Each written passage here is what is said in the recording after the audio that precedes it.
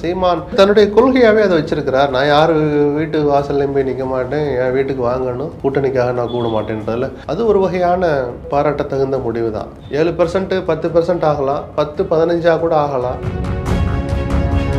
சீமானை மையப்படுத்திய அரசியல் திரைமறைவில் நடந்துகிட்டு தான் இருக்கு. சீமானை எந்த வகையில தடுக்கிறதுக்கு ஒருத்தர் முயற்சிப்பாங்க, தங்கள் அணிக்கு வாங்கன்னு ஒரு முயற்சிக்கலாம், அந்த அணிக்கு போயிடாதேன்னு சிலர் முயற்சிக்கலாம். அதெல்லாம் மறைமுகமா வலை வீசிக்கிட்டு தான் இருக்கிறாங்க. இது வரைக்கும் எந்த வழியிலையும் சீமான் சிக்கலை. சீமானும் இந்த தேர்தல் அரசியலுக்கு வந்த போது நான் பெண்களுக்கு பாதி இடங்கள் கொடுக்குறேன் அப்படின்னு சொல்லி சும்மா ஏதோ விளையாட்டுக்கு போற போக்குல வாயில வந்துச்சு சொன்னேன்னு இல்லாம அதை நிரூபிச்சுக்கிட்டும் வரார், செயல்படுத்திக்கிட்டும் வரார். ஒரு வகையில பாராட்டப்பட வேண்டிய விஷயம் தான் அது.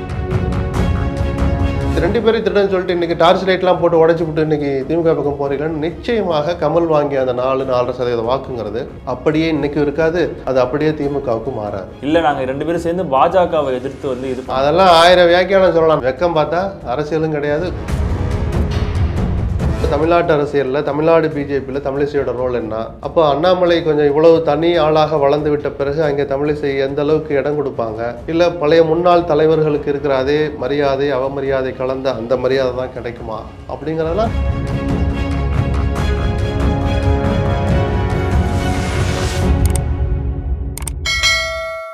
சார். வணக்கம் சார்.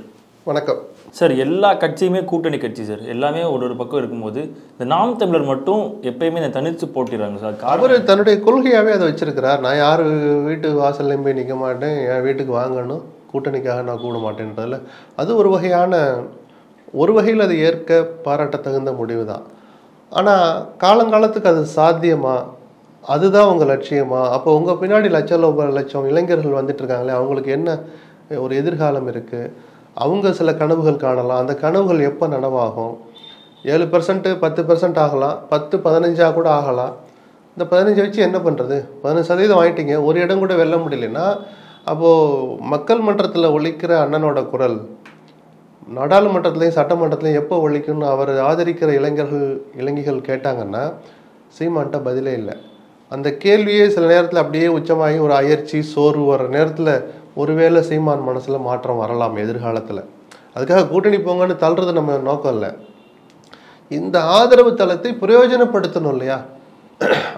அதனுடைய அர்த்தத்தை வச்சு நான் சொல்கிறேன். சீமான் இதை பரிசீலிக்க வேண்டிய காலம் ஒருவேளை வரலாம். காலம் அவருக்கு அந்த மனமாற்றத்தை கொடுக்கலாம். இப்போ இவருக்கு வந்து கூட்டணி பேசுறதுக்கு யாரும் வாய்ப்பு தரலையா, இல்லை வர வாய்ப்பெல்லாம் அதெல்லாம் மறைமுகமாக வலை வீசிக்கிட்டு தான் இருக்கிறாங்க. அதாவது சீமானை எந்த வகையில தடுக்கிறதுக்கு ஒருத்தர் முயற்சிப்பாங்க, தங்கள் அணிக்கு வாங்கன்னு ஒரு முயற்சிக்கலாம், அந்த அணிக்கு போயிடாதேன்னு சிலர் முயற்சிக்கலாம். சீமானை மையப்படுத்திய அரசியல் திரைமறைவில் நடந்துக்கிட்டு தான் இருக்குது. இது வரைக்கும் எந்த வழியிலையும் சீமான் சிக்கலை. அதனால அவர் தனித்தே நிற்கிறதுங்கிறது அப்படி போய்கிட்டே இருக்கு. இப்போ ஒரு தனிச்சு நிற்கிறது நல்லதுன்னு நினைக்கிறீங்களா சார்? இல்லை கூட்டணி சேர்ந்தாதான் மேபி அவரோட அடுத்த நல்லது கெட்டதுன்னெலாம் இதில் ஒன்றுமே இல்லை. சீமானை எதை பற்றியும் கவலைப்படாமல் நிற்கிறார். நான் தனியாக தான் நிற்பி, நீ ஓட்டு போட்டால் போடு, போடாட்டி போன்னு சொல்கிற ஸ்டைலில் அவர் வந்துட்டார். அவருடைய பாடி லாங்குவேஜ், ஓரல் லாங்குவேஜ், அரசியல் நிலைப்பாடு அப்படி தான் இருக்குது. அதை ஏற்றுக்கிட்டு தானே அந்த 7% பேர் தொடர்ந்து அவர் ஆதரிச்சுக்கிட்டே இருக்கிறாங்க. அவர் தன்னுடைய கொள்கைகளை கொஞ்சம் மாற்றிக்கிட்டார்னா, தன்னுடைய செயல்பாடுகளில் கொஞ்சம் சின்ன திருத்தங்கள் செஞ்சால் பொதுமக்கள், மற்ற செக்டார் இருக்கிறாங்களே, இளைஞர்கள் மட்டும்தான் சொல்லிட்டு இருக்கிறேன், தாய்மார்கள், பெரியவங்க, முதியவங்க, படித்தவங்க, படிக்காம, விவசாயிகள்னு எல்லாரும் சேர்ந்து ஆதரிக்க போகிறது தான் ஒரு இயக்கம் அடுத்த கட்ட வளர்ச்சியை நோக்கி போகும், ஆட்சி கட்டலை நோக்கி போகும். அந்த ஸ்டேஜுக்கு வரணும்னா சீமான்கிட்ட அந்த கட்சியில் இன்னும் சில மாற்றங்கள் தேவைப்படுது. அது வரைக்கும் அவர் இப்படியே தான் தன்னுடைய வாக்கு வங்கியை நிரூபிச்சுக்கிட்டே போவார். வேறு எந்த பிரயோஜனமும் இருக்கிறதா எனக்கு தெரியல. சார், அதே மாதிரி இப்போ 40 வேட்பாளரை வந்து அறிமுகப்படுத்தியிருக்காரு ஒரே மேடையில். எல்லாருமே டாக்டர், ஏதோ ஒரு வகையில் கல்வி தகுதியில் ஒரு ஆட்கள் மட்டும்தான். ஸோ அதை எப்படி சார் பார்க்குறீங்க? இந்த இது இல்லை, வரவேற்கப்பட வேண்டிய விஷயம். 20 தொகுதிகளில் பெண்கள்னு சொல்லி அது ஒரு நல்லதாக பண்ணுறாரு. இப்போ டாக்டர் ராமதாஸ் 1000 விமர்சனம் அவர் மேலே இருந்தால் கூட அந்த தலைமை பொறுப்புகள் இருக்கிற பொதுச் செயலாளர், பொருளாளர், தலைவர் இதில் ஒரு தலித்த ஒரு சிறுபான்மையினருக்கு கொடுத்துக்கிட்டே இருப்பார் ராமதாஸ். கட்சி வன்னியர் கட்சின்னு விமர்சனம் இருக்கலாம், ஆனால் அவருடைய 4-5 டாப் பதவியில் எடுத்து பாருங்கள், ஒரு இஸ்லாமியர் இருப்பார், ஒரு தலித் இருப்பார், இருந்துக்கிட்டே இருப்பாங்க. அந்த மாதிரி தான் சீமானும் இந்த தேர்தல் அரசியலுக்கு வந்த போது நான் பெண்களுக்கு பாதி இடங்கள் கொடுக்குறேன் அப்படின்னு சொல்லி சும்மா ஏதோ விளையாட்டுக்கு போகிற போக்குல வாயில் வந்துச்சு சொன்னேன்னு இல்லாமல் அதை நிரூபிச்சுக்கிட்டும் வரார், செயல்படுத்திக்கிட்டும் வரார். ஒரு வகையில் பாராட்டப்பட வேண்டிய விஷயம்தான் அது. ஆனால் அவர் மேடையில் பேசும்போது ஒவ்வொரு தொகுதியிலையுமே வந்துட்டு யாரை நிற்க வைக்கலான்றப்போ கஷ்டப்பட்டு தேடி கண்டுபிடிச்சி தான் நிற்க வைக்கிறோம், வேறு வழி இல்லாமல் நிற்க வைக்கிறோம் அப்படின்ற மாதிரியான வார்த்தைகள்லாம் யூஸ் பண்ணும்போது அப்போ நிற்கிறதுக்கு ஆள் யாரும் இல்லை. இல்லை ஆள் இல்லைன்னு இல்லை, யாரும் தகுதியான ஆட்கள் நிறுத்துறதுக்கு கொஞ்சம் மெனக்கடணும் சார். சரிங்க வா இந்த ஃபாரத்தில் ஃபில் பண்ண ஒரு கையெழுத்து போட்டு நில்லு அப்படின்னு ஒரு தொகுதியில் நிற்க வைக்க முடியாதுல்ல. அது நாடாளுமன்ற தேர்தலில் குறைஞ்சபட்சம் படித்தவனாக இருக்கணும். உன் கையில் கொடுக்குற வேட்புமனு படித்து பார்த்து கையெழுத்து போடுறதுக்காவது குறைஞ்சபட்சம் அறிவு இருக்கிறவங்களா இருக்கணும். சரிங்களா? அப்போ தேடி பார்த்து போடுறது, ஆய்வு பண்ணி போடுறதுல ஒன்றும் தப்பு கிடையாது. போட்டிடுறதுக்கே ஆளே கிடைக்கலைன்னா தான் நீங்கள் கஷ்டப்படணும், வெக்கப்படணும். அங்கே ஆட்கள் நிறையா இருக்கிறாங்க, அதில் யாரை தேர்ந்தெடுக்கிறதுங்கிறதுல கொஞ்சம் கஷ்டப்பட்டு தேர்ந்தெடுக்கிறேன்னு சொல்லியிருக்கலாம் அவர். ஸோ இப்போது வீரப்பன் அவரோட மகளை வந்து போட்டிக்கு வந்து இறக்கியிருக்கார் களத்தில். ஸோ அதை எப்படி பார்க்குறீங்க? பெரிய தாக்கம்லாம் ஒன்றும் இல்லை. நேற்று பிஜேபியில் இருந்தார், இன்றைக்கி நாம் தமிழில் இருக்கிறார், அவ்வளோதான். ஒரு நாள் செய்தி. வேறு என்ன அதில் இருக்குது? பேசுகிறதுக்கு என்ன இருக்குது அதில்? ஒன்றுமே இல்லையே. சார் அதே மாதிரி கடந்த தேர்தலில் திமுகவை விமர்சித்த மக்கள் நீதி மையம் இப்போது அதே கட்சியில் சேர்ந்து ஒரு சீட்டு வந்து வாங்கியிருக்காங்க சார். ஸோ அதை எப்படி பார்க்குறீங்க சார்? இப்போ இல்லை, பொதுவாகவே 2 பேரும் சரியில்லைன்னு சொல்லி தான் கட்சி ஆரம்பித்தார். விஜயகாந்தும் அப்படி தான். 2 பேரும் திருடர்கள்னே ஒரு வார்த்தையை பயன்படுத்தினார். திமுக அதிமுக. அவர் ஜெயலலிதா கலைஞர்கள் துணிச்சலாக வந்தவர் விஜயகாந்த். அப்படி வந்தார். முதல் தேர்தலே 8 முதல்ல 10% ஓட்டை வாங்கி காமிச்சார். அந்த ஓட்டு கையில் இருக்க நினச்சி தான் அதிமுகவே வழிக போய் வந்து கூட்டணி சேர்ந்தாங்க. அப்படி கூட்டணி சேர்ற போது தன்னுடைய இயல்பான பலத்தை எந்த ஒரு இது மாதிரியான புது இயக்கங்களும் இழந்துருவாங்க. 10% வச்சுருவாங்கன்னா அது ஒரு 8-7 குறையும். ஆனால் கூட்டணி வைக்கிறதுல இன்னொரு பலமும் இருக்குது. அந்த தேர்தலில் கலைஞருக்கு கிடைக்காத பிரதான எதிர்க்கட்சி தலைவர் பதவி விஜயகாந்த் கிடச்சிச்சு. 29 எம்எல்ஏக்கள் ஜெயிச்சாங்க. இதெல்லாம் பிரம்மாண்டம். ஒரு புதிய கட்சிக்கு அந்த வளர்ச்சிங்கிறது உச்சபட்சம். அது அவ்வளோ குறுகிய காலத்தில் கிடைக்கிறதுக்கு கூட்டணியும் ஒரு காரணம். அந்த கூட்டணியை வச்சதுலேருந்து அந்த கட்சியுடைய வீழ்ச்சியும் தொடங்குச்சு. அந்த வீழ்ச்சி வர்றபோது ஒரு பாயிண்டில் அதை தடுத்து நிறுத்தி அதை தக்க வச்சு அடுத்து அந்த வீழ்ச்சியிலேருந்து மீண்டு எழுச்சியை நோக்கி கொண்டு போகிறதா ஒரு தலைவனுடைய பணியாக இருக்க முடியும். துரதிருஷ்டவசமாக விஜயகாந்தோடைய உடல்நிலை அதுக்கு இடம் கொடுக்காம போயிடுச்சு. அதனால் அந்த கட்சி அந்த உயரத்திலேருந்து கொஞ்சம் கொஞ்சமாக இறங்கி வந்துடுச்சு. ஏன்னா கூட்டணி வைக்கிறவனுடைய சாதகம் பாதகம் இதுதான். இப்போ நீங்கள் 2 பேரும் திருடன்னு சொல்லிட்டு இன்றைக்கி டார்ச் லைட்லாம் போட்டு உடச்சி விட்டு இன்றைக்கி திமுக பக்கம் போகிறீங்களான்னு நிச்சயமாக கமல் வாங்கிய அந்த 4-4.5% வாக்குங்கிறது அப்படியே இன்றைக்கும் இருக்காது. அது அப்படியே திமுகவுக்கு மாறாது. அவருடைய பிரபல்யம் பிரச்சாரத்துக்கு உதவலாம், அவ்வளோதான். ஏன்னா இப்போது திமுகவை எதிர்த்து பேசிட்டு இப்போ அதே திமுகவை ஆதரித்து இல்லை நாங்கள் 2 பேரும் சேர்ந்து பாஜகவை எதிர்த்து வந்து இது அதெல்லாம் 1000 வியாக்கியானம் சொல்லலாம். நான் தான் முதல்ல சொல்லலையா, இங்கே யாருக்கும் வெக்கம் கிடையாது. வெக்கம் பார்த்தா அரசியலும் கிடையாது, தேர்தல் அரசியலும் சுத்தமாக கிடையாது. இதுக்கு விதிவிலக்கு யாருமே கிடையாது. அதே மாதிரி இப்போ தமிழிசை திருப்பி வந்ததுனால அண்ணாமலையோட அந்த பவர் வந்து திருப்பி கம்மியாயிருமா? இல்லை, கட்சி அரசியலை இந்த நேரத்தில் பேச முடியாது. தமிழிசை வந்தாங்க, நேராக ஒரு தொகுதியை வாங்கினாங்க, தேர்தல் களத்துக்கு போயிட்டாங்க.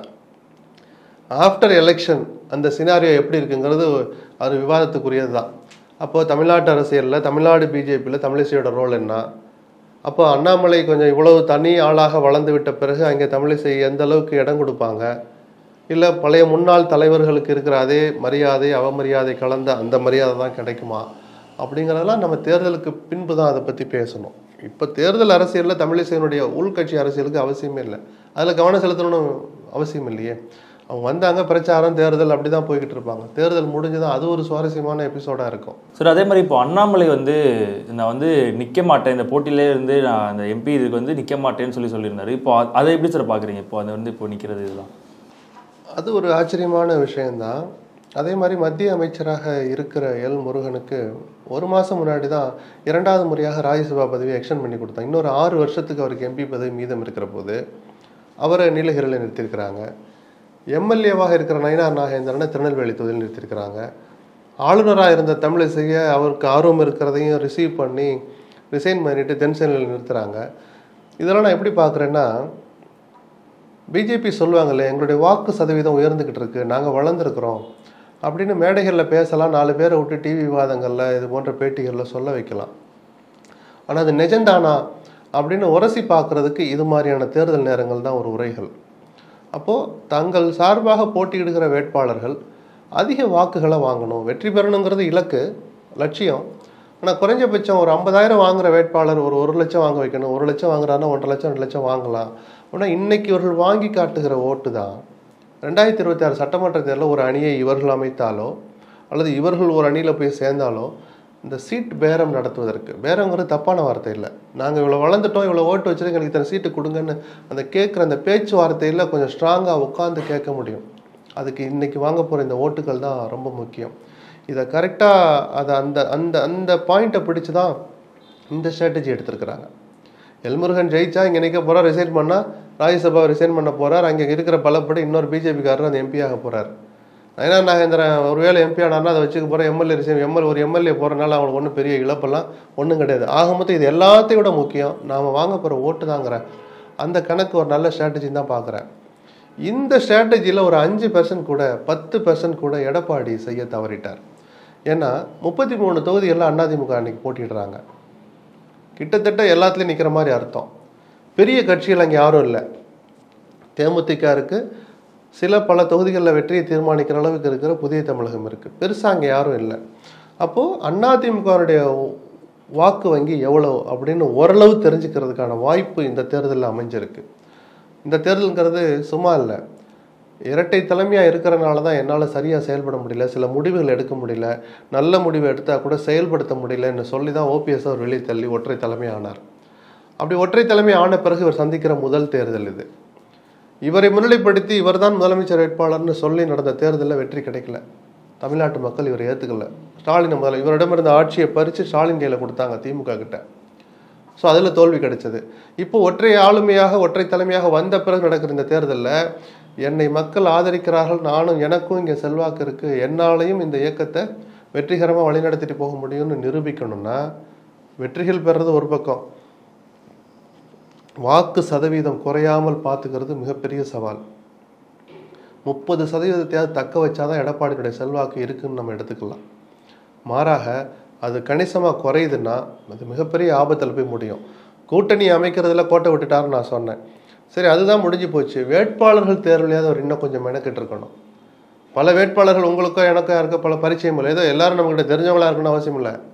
இத்தனை வருஷம் பத்திரிகையாளர்களாக இருக்கிற நமக்கே இது யார் அப்படின்னு கேட்குற அளவுக்கு தான் பல தொகுதிகளில் வேட்பாளர் நிறுத்தியிருக்கிறார்.